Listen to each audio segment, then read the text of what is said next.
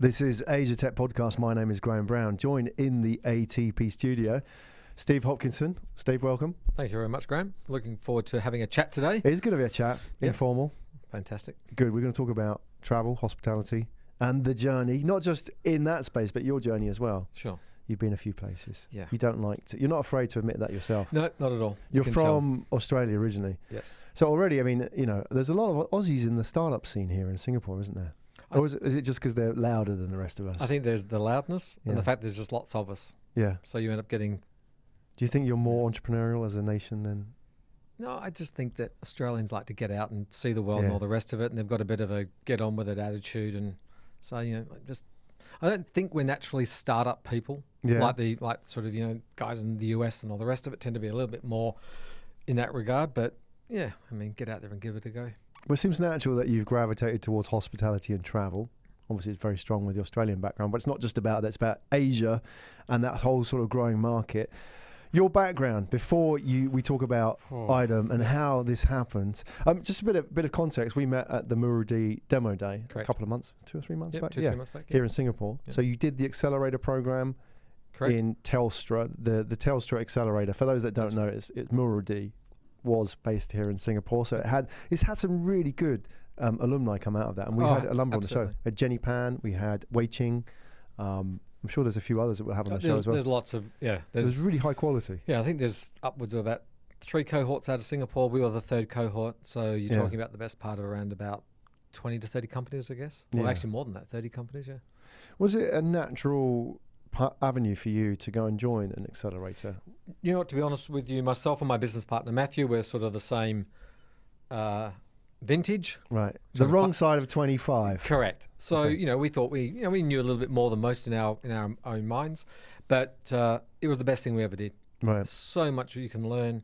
I would highly recommend to anybody, if they have the opportunity to do a good accelerator, to go for it. Yeah. Did you come from Australia to Singapore? No, you were here already? I've been here this is my 2nd time in Singapore in terms of living, and this time close on 12 years. Okay. So off and on in Asia and in Singapore for 25. Yeah. So I know you've alluded to the age factor as well. I can say this, I'm 46 years old. Again, I'm not your average startup entrepreneur in media terms, right? Yep.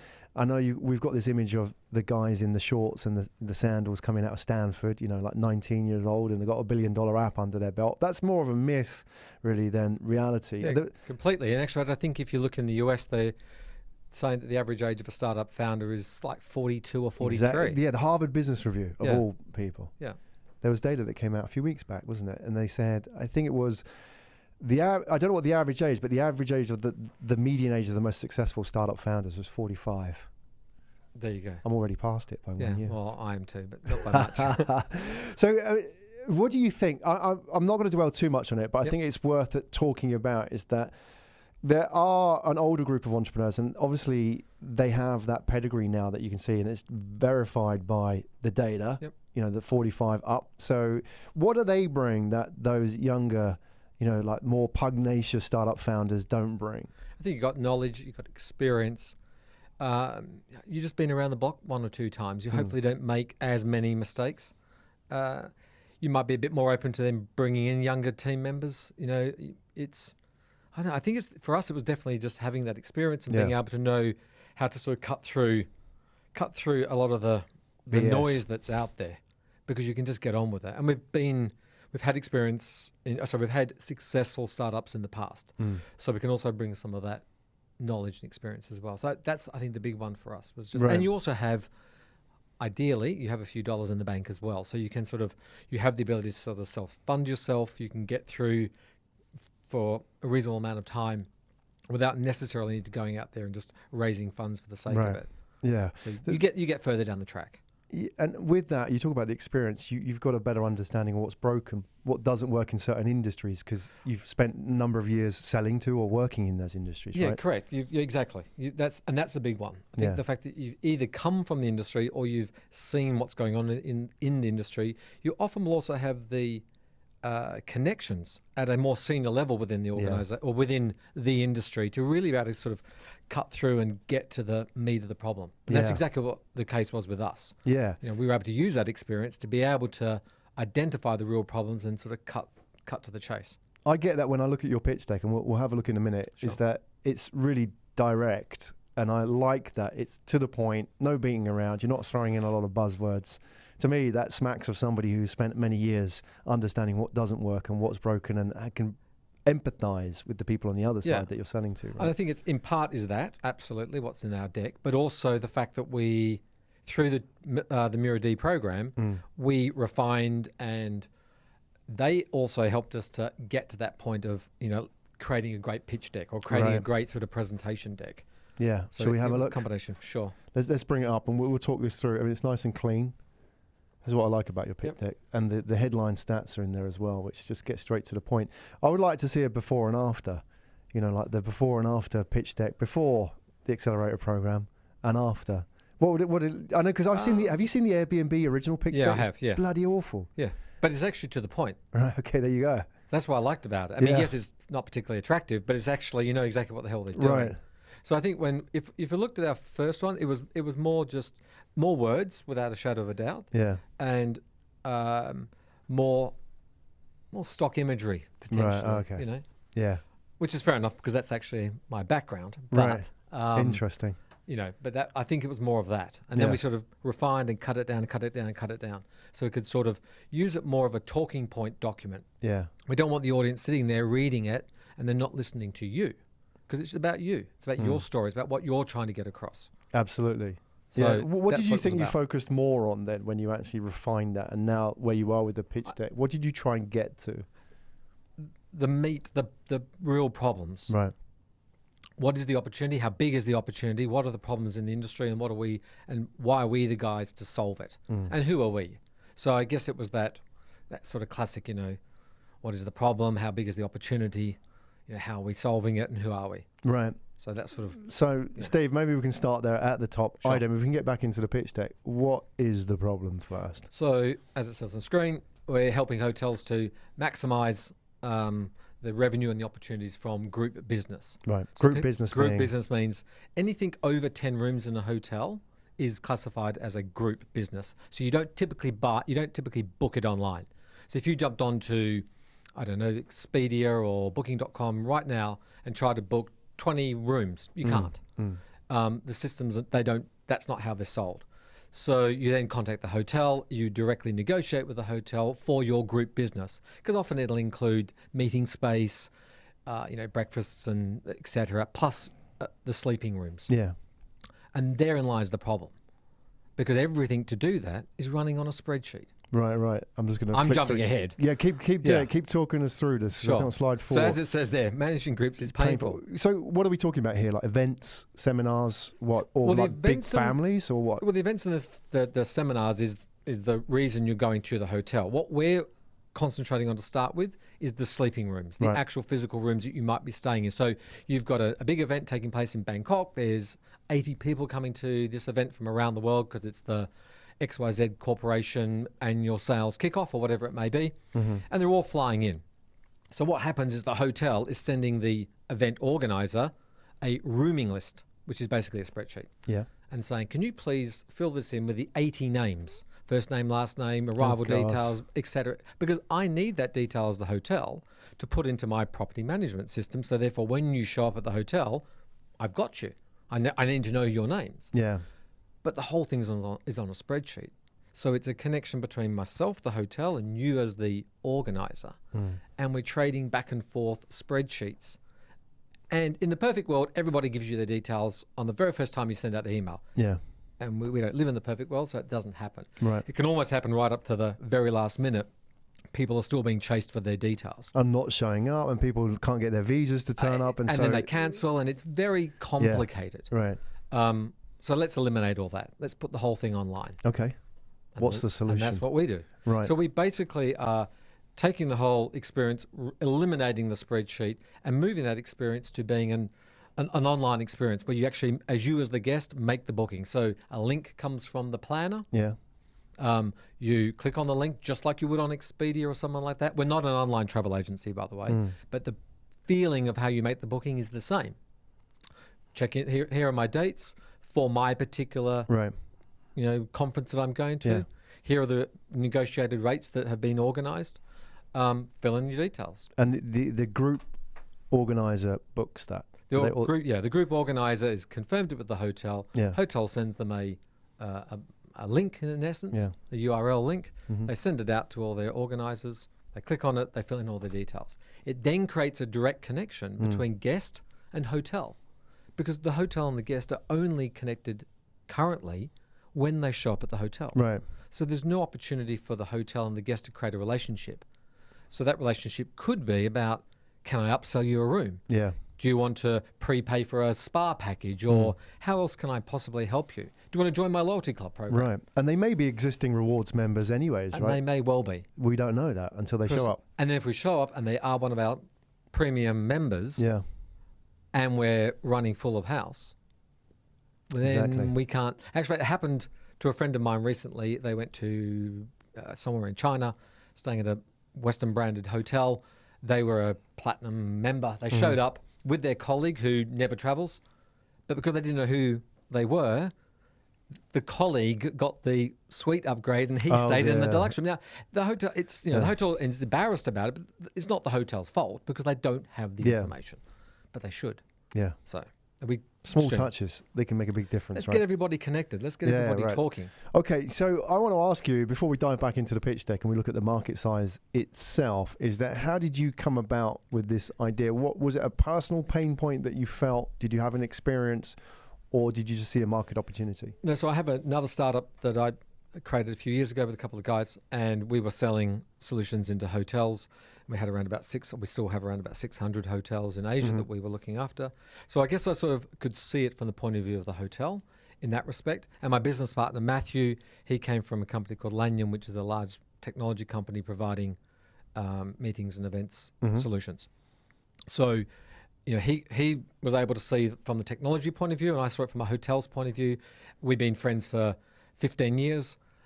We sat down, we're having a chat over a beer, and we went, we think there's an opportunity here. Using our industry connections, we sat down with the hotel and said, is this a problem? Is this a pain point? What are you doing today? And clearly managing your business on a spreadsheet when it can represent up to 40% of your revenue, it's painful. Right. You were, at the time, you were selling into hotels. We're selling we're selling a media, B2B media. Insider TV. Correct. Right. Yeah. And that is like in-room TV programming content. Correct. About the city in which you're staying. Right. So when I walk into the room and it's popped up and it's showing... Talks about Singapore or Hong Kong so it's like a TV program about your city. Yeah. So it helps you to get, I guess, more in touch with the city in which you're staying. And you can upsell services and all kinds of it and advertising it. Right. That's okay. Right. So you were doing that, and that was a startup that you started some years ago. Correct. And you were knocking on the doors of hotels effectively and staying in these hotels as well as you go around selling to them. And you then found that there was this issue that they were sending around emails with Excel spreadsheets attached to them, and you thought, this is no good. Let's deal with it. Yep. When did you start the business? 18 months ago. Okay. Roughly. Yeah. And like everything, we thought, it'll take us a couple of months. We'll build the software and everything will be fine. As you all do when you kick these things off. And a year down the track, you're still building it. Right. Are you a technical guy? No, I'm not a programmer. I'm a sales guy, being leading companies and all the rest of it. But I actually have been playing in the technology game since 92. So I've been around selling software and being involved in it. In 92? Yeah, 92. What kind of software were you selling back then? Logistics for the freight forwarding industry. Right. So we built software in Australia for the customs and freight forwarding industry. Yeah, is that a similar kind of problem that you're doing? The kind of conversations you're having? Well, you mean way back then? Yeah, obviously the technology's changed a lot since then, but are you seeing patterns of conversations come up? This kind of feels familiar to 1992. And sometimes, when you're dealing with spreadsheets, sometimes it is, because some of the legacy systems in hotels are 15, 20 years old. And they're great systems, they work, they're very robust, and I think that's one of the reasons why they're still there. But it's very old tech, and that's one of our biggest challenges, to be honest with you. One of the biggest challenges, and it's why it's taken us so long, is just that integration to the property management systems. Right. Because they were built in a period where the APIs didn't exist. Yeah. You couldn't, so it's just complicated when you're talking about, tapping into the hotel systems. Okay. We'll talk a bit about how you're actually going out and getting these hotels on board in a minute. Let's have this, maybe start this conversation by looking at the market size. Sure. And where we are, just so people understand. I mean, obviously, in the context of Asia, we've got to talk about a few things as well, like the growing middle classes and so on, and the expanding travel market there. Maybe we can just zip to the front where you've got the data here. So you've got it marked at 400 billion. Is that the size of the group? Yeah, that's the group and events business globally, according to Expedia, is about a third of the global travel industry. Right. Global travel industry is about a $1.2 trillion industry. $400 billion of that is groups and event-orientated business. Yeah. So groups in a hotel can range up to about 40% of a hotel's revenue can be group business. Yeah. It's the second largest part of a hotel's revenue after their transient business. Is it a higher margin business for them? It can be in some ways because they get, obviously, there's all the other services around the meeting space and F&B and so it's a different dynamic. Okay. And according to Expedia, there's about 60 million events took place around the world. Right, as it says there, and as you've marked out, 65% of revenue, 40% of bookings. Yep. All to do with events. But is it? I mean, we're talking about Asia here. I mean, are you an Asia-focused business? I know you're based here in Singapore. How do you see this going? Because you've got many, many different legacy systems and the world is very big, obviously. Yep. What's your focus right now? Well, I mean, it's obviously Asia in terms of just bedding things down. But we've primarily been working with large global hotel chains. So by nature, our business is global. But we're focused here because we're here just to, make sure everything, iron things out and get everything working exactly how we want it to. Okay. And how are you seeing things evolving here? I want to talk about Asia as a market generally. There's a lot of input factors which are driving the market. We have this, outside of Singapore, for example, Singapore is a great base. It's a small market in the grand scheme of things, especially when you talk about Southeast Asia. We have a vastly fast-growing middle class. They're growing from what was 700 million back in 2009 to 3.5 billion by 2030. And they say that 2/3 are going to be in Asia by 2030, 2/3 of the world's middle class. So you have that going on. And then you have this, this opening up of the fact that Asia's now sort of moving around a lot more than it was. It used to be very centralized and focused on its own market. So the Chinese only ever did business in China, and the Singaporeans maybe only ever looked at Singapore and Malaysia and a little bit of Indonesia. But now it seems that a lot of businesses are moving around Asia, and a lot of external businesses are looking at Asia as a jumping off point. Okay, now we have to start thinking about Singapore for our annual meeting and so on. What are you seeing on the ground in terms of trends? Well, Singapore certainly is a big meeting market globally. Right. I think it's certainly in the top 10, if not in the top 5 globally. So it's a big global market in that respect for meetings and conventions. And it does it exceptionally well. Well, Trump and Kim is a good advert for the whole thing, right? Absolutely. And, obviously you look at Marina Bay Sands as a meeting, it's the biggest meeting and event location in Singapore. It's a big business.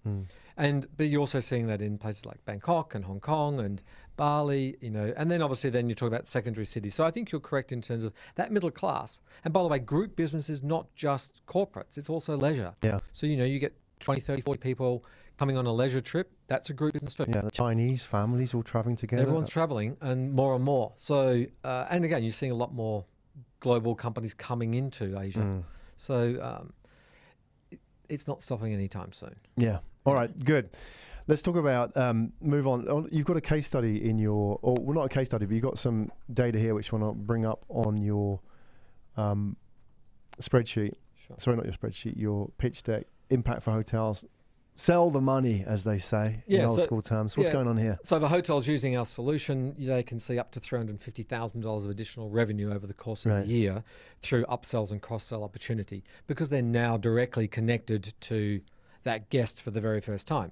So now it's an opportunity to say, well, in advance of you coming, well, do you want to stay for an extra 2 days? So it's that, flying away from London to Singapore as an example, the conference finishes on the Friday. Well, why don't you stay for an extra 2 days in my hotel? I'll give you the same, corporate rate that I gave you for the corporate function you're at, for you to stay for 2 days in my hotel. So at the moment, that's very hard for the hotel to be able to get because they're not communicating to the guest. They're going through the planner. So they don't have that direct connection. We get them connected. We get them talking. Right. Surely if you had a great person on the front desk, they should be able to recognise this. Bit later, I've just flown in from London. I've already made my booking for the weekend. Yeah. That person might be able to convince me to spend an extra X dollars for an upgrade. Yeah. But they're not going to convince me to stay for 2 extra nights in the hotel. Because I would have either chosen to stay and I've already booked somewhere else. I may have stayed in the hotel, by the way. Or I'm leaving. Yeah. So there had to be a really good salesperson on the front desk. I think if they are a good salesperson, I mean, you're a sales guy, my background in sales as well. I mean, being a good salesperson is one thing, but we all need good process behind us, right? And I think you look at a great salesperson, they have a great process behind them, and that often is they know exactly where somebody is and what needs doing at any stage of that relationship, right? So if I had a system which told me, this is what you need to tell them next, or this person flagged up to talk about that extending the stay conversation, Correct. It takes all that sort of decision fatigue about knowing what I should be doing next, right? So it's not necessarily the fact that a great salesperson doesn't need the system, they do even better with a system behind them. Of course, if I'm online and I'm looking at my booking and I can see that my conference is finishing on the Friday, I'm doing it in my own time. Nice calendar in front of me. I can say, the event is finishing on Friday. Why don't I stay for the weekend? Yeah. Okay, we're giving them that opportunity. So it then becomes their choice to make that extended stay, but we're giving them the opportunity. Likewise, I mean, they might decide to come in with their partner.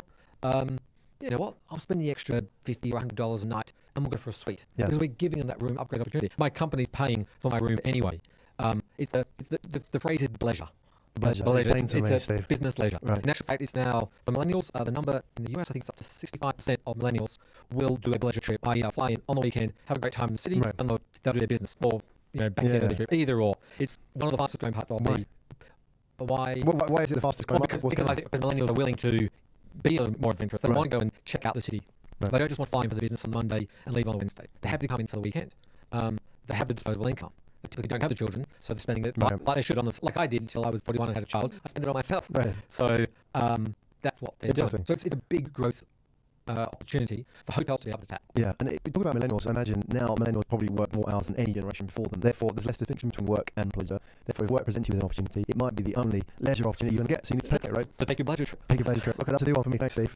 No, let's have a look at the marketplace that you're in. You've refreshingly put in the spread of the market with your competition in here, so we can understand it a little bit better. I think there might be another. Oh, so that's your team. I'll come to those in a minute. Can you tell us a bit about where you sit in that market and what the competition is like? I mean, look, interestingly, we only have what we would define as one real competitor, which is a company called Passkey. They've been around for many, many years and relatively successful organisation. So they're our only real direct competition.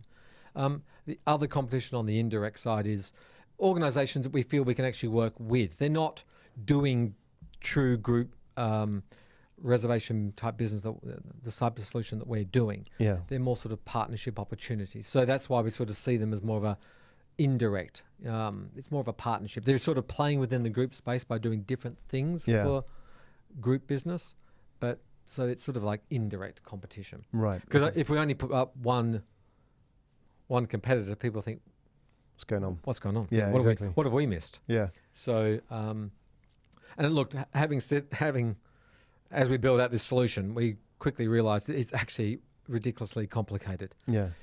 Making a system that just does one reservation.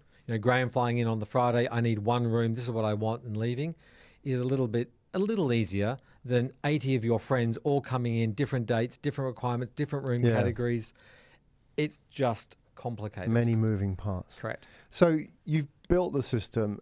You're actively going out there and selling it yourself. How do you do that? Is it literally going out and knocking on the doors of the hotels? And no, well, I mean, yes and no. But I mean, we were very, very lucky at the very beginning of our journey. We sat down with Accor Hotels, which is, I guess, the 4th largest hotel group in the world. And we have a great relationship with them. And so we've been piloting and testing and doing, bits and pieces with those guys. And they've been fantastic. They've given us a whole number of hotels to be able to work with. So that gives us that opportunity long-term to be able to work with an organisation like that. And like I said, they've just been fantastic.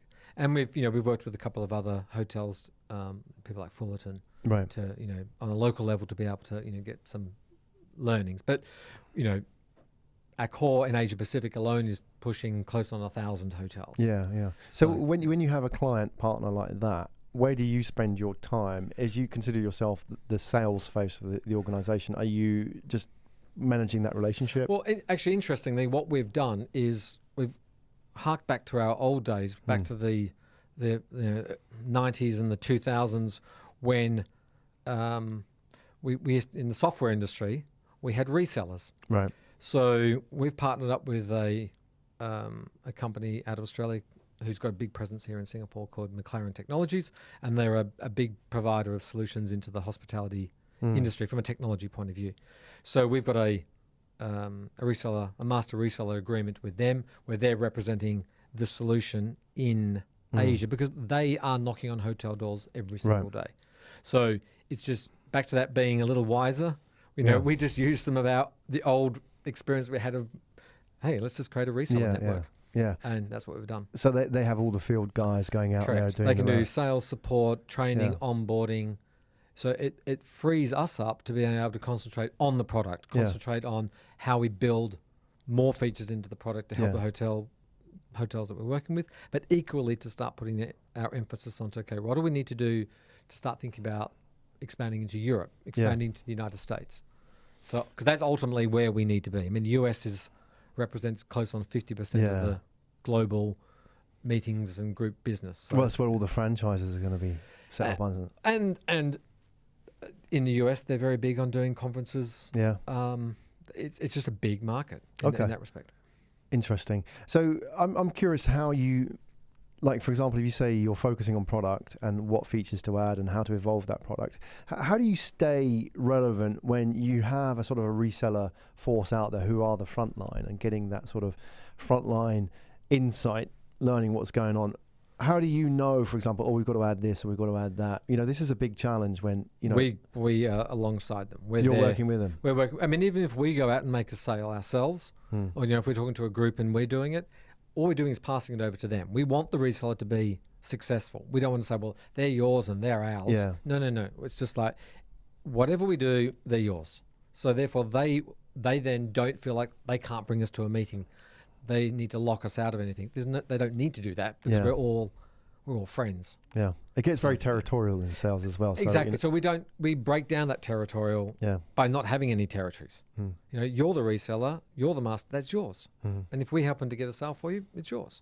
Okay, understood. Nice and easy. Okay, good. I want to have a quick look at your team as well. Sure. So we can maybe flick through. So it was Matthew that I met, was it? Yes. At Miradew as well? Correct. Yep. So you're the two... So Matthew and I are the founders of the business. Two co-founders. Yep. And who else do you have in your team here? So Daniel is our CTO. So in terms of the leading the team, myself, Matthew, and Daniel. Right. Okay. And then we've obviously beneath that we've got our development team. Yeah. Where did you guys, the three managers, are they co-founders, all of them? Three? Well, I mean, Matthew and I are the founders of the business, I guess. So Daniel's not a co-founder. We brought Daniel in as a co-founder. Where did you all meet? Matthew and I met in Australia, like I said, 15 years ago. Yeah.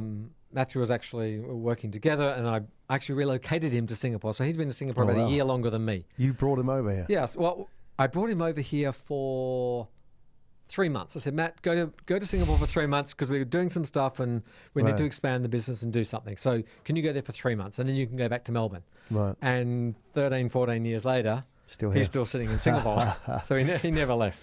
All right, And then we met Daniel a couple of years ago when we were starting to build the solution from a development point of view. Yeah. So, we just struck a chord and we all came together and we've been working very closely since then. He's great. Are you all based here in Singapore? Correct, yes. Okay. Matthew and I are both based in Singapore, and Daniel's Singaporean. Yeah. Okay. And are you raising at the moment, your current situation with funding? We've done a raising recently. I think there's a little bit left on that. Yeah. I mean, we're just sort of mopping it up. But we've done our sort of, I guess, pre-Series A, if that's, there's so many different terms these days that people throw out there. But let's call it a pre-Series A. So we've that's sort of been basically bedded down. Right. So you're in the process of closing that, and you're going for something. I mean, your fundraising is never going to stop. It never stops. So we're already working on what we think the Series A needs to look like, how much money we think that needs to be. So we're actually now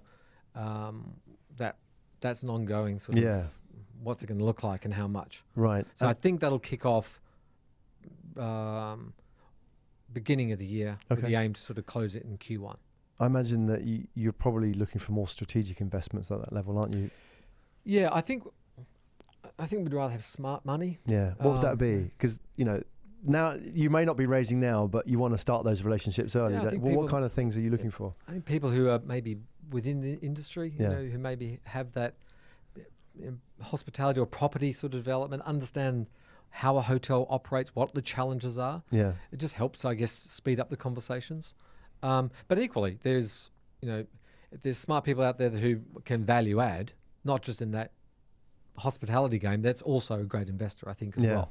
Yeah. So, it's always hard as to, what is the right investor that you need. A lot of people just grab the first lot of money that presents them, it's to them, but I'm not sure that's the right. That's not really the right way to go.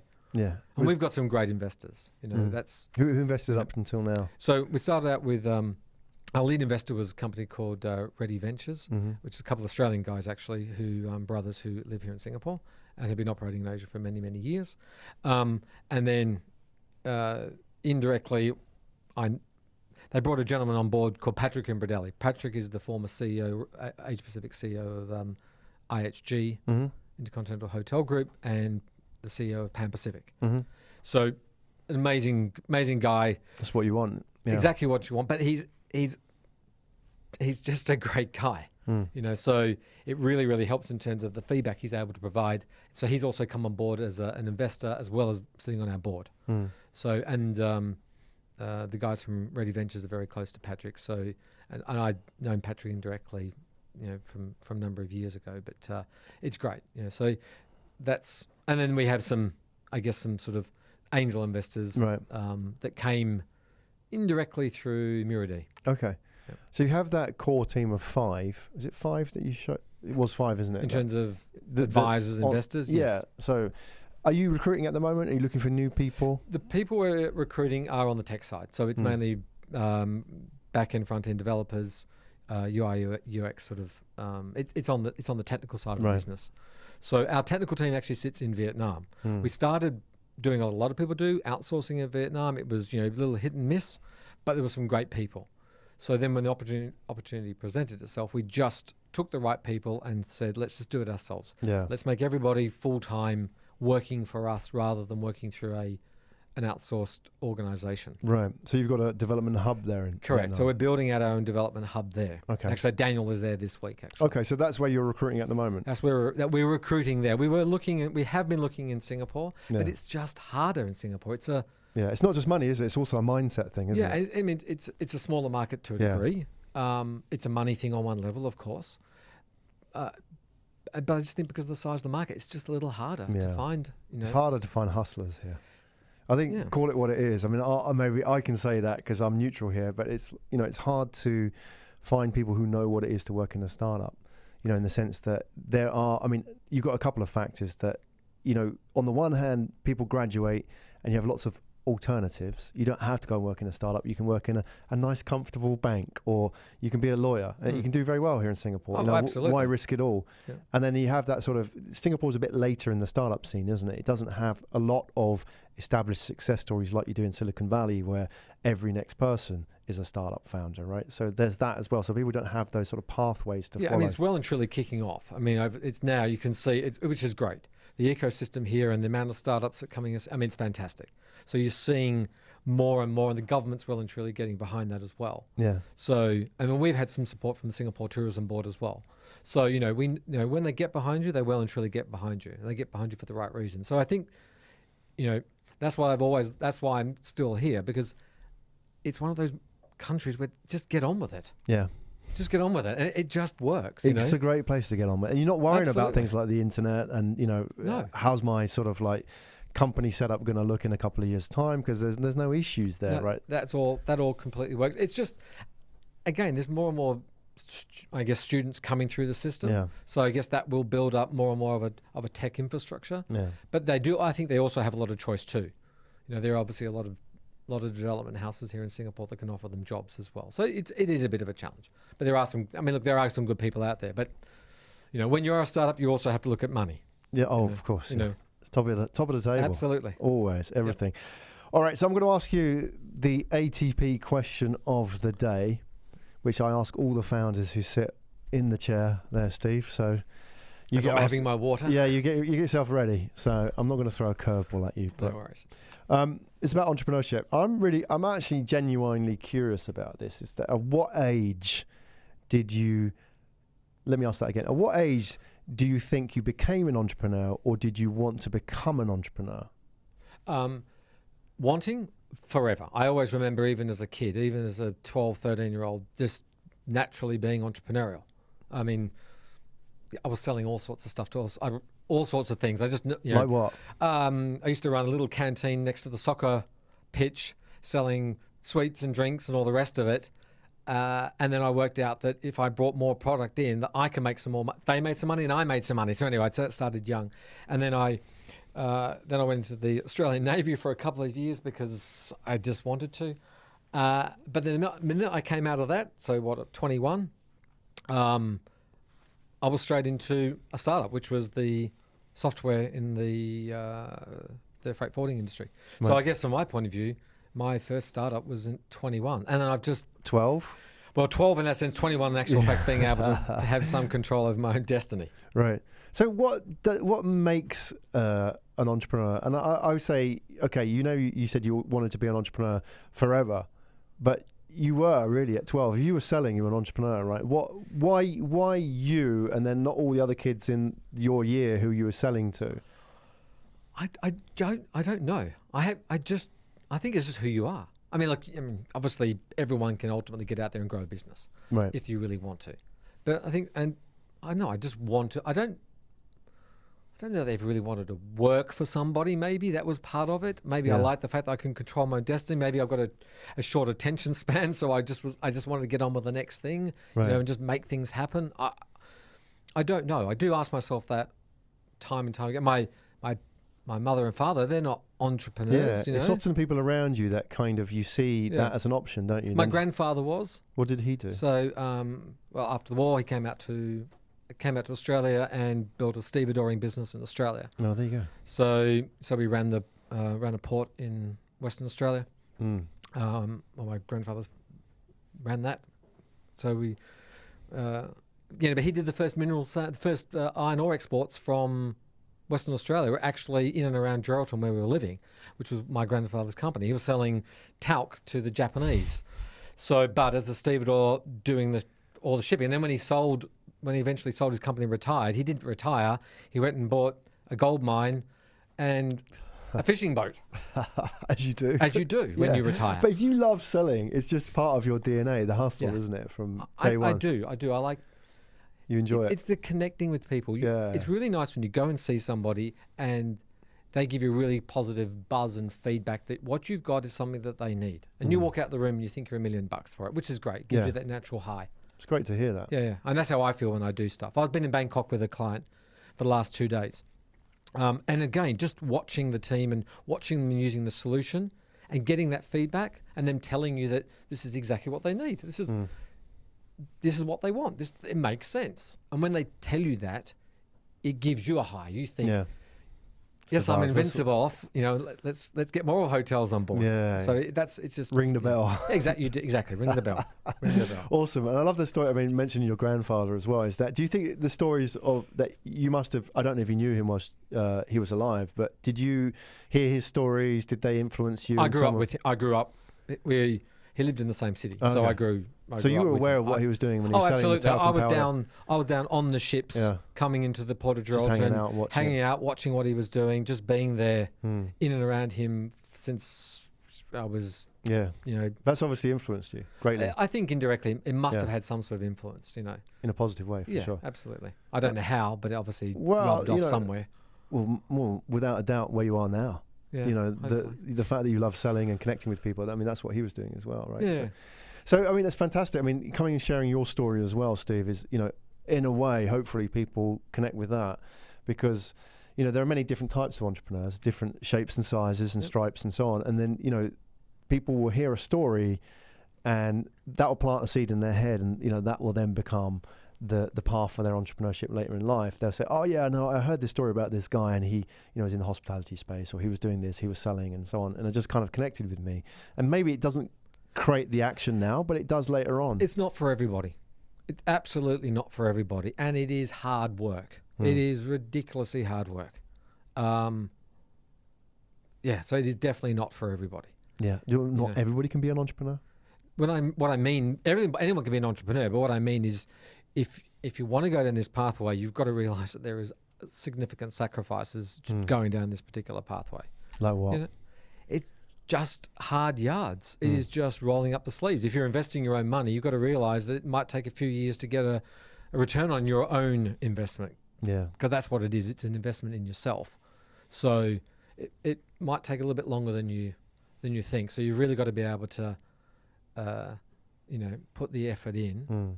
I'm not saying it's easy working for a company, but it's very different working for yourself and building a business. And you just got to be prepared for a very different change in lifestyle.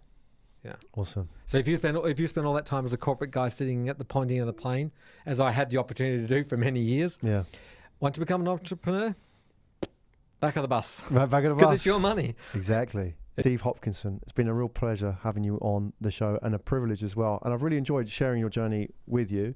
And hopefully you inspire people to follow in your footsteps a little bit, whatever that may be. Sure. And then also people will be interested in reaching out to you. So there are many different, potential conversations there. There are people who want to join your team, like down the line. Might be in the Vietnam office. It might be somewhere else in the world. Might be a potential point of contact in another market you want to expand to, potential investor, or just any kind of partner, technological, strategic, and so on. What is the best way for them to reach out to you, Steve? LinkedIn. Love LinkedIn. It works. It's great. But the only piece of advice is if you're going to do a LinkedIn invite and you don't know the person, just spend a few minutes and just type the X amount of characters that LinkedIn allow you to do. Just so I know why you communicate, why you're reaching out, just helps. Tell them you watch this. Yeah, exactly. If you say I watch this, I guarantee you I'll accept your invitation. Okay, fantastic. That's good to know. Steve, thanks so much. Graham, thank you very much. Excellent.